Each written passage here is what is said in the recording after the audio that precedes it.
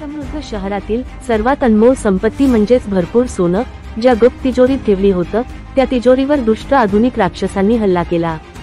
सगळीकडे राक्षसांनी हाहाकार माजविला।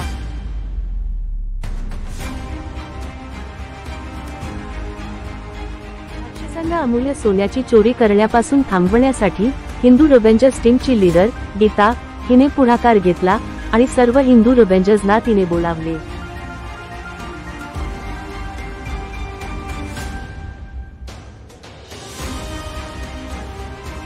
गीताने निडरपणे युद्धाची घोषणा केली।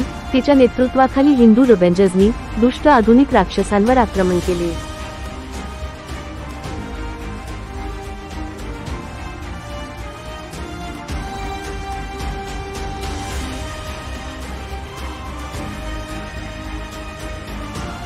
रिव्हेंजर्स टीमचे विश्वनाथ आणि तुलसी यांनी एकत्रितपणे आपल्या शस्त्रांनी त्या दुष्ट राक्षसांवर प्रहार केले।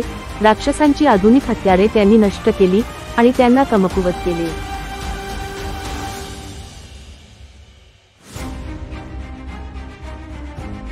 शेवटी गीता, नारायण, विनायक, विश्वनाथ आणि तुलसी या सर्वांनी मिळून राक्षसांना धूळ चारली।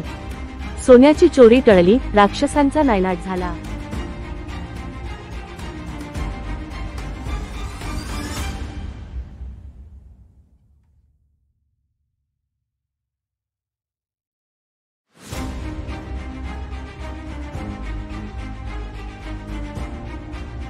अशाच प्रकारे हिंदू रिव्हेंजर्स नेहमी दुष्टांचा नाश करण्यासाठी तयार राहतील। ते असताना कोणत्याही प्रकारचा अन्याय होऊ शकत नाही।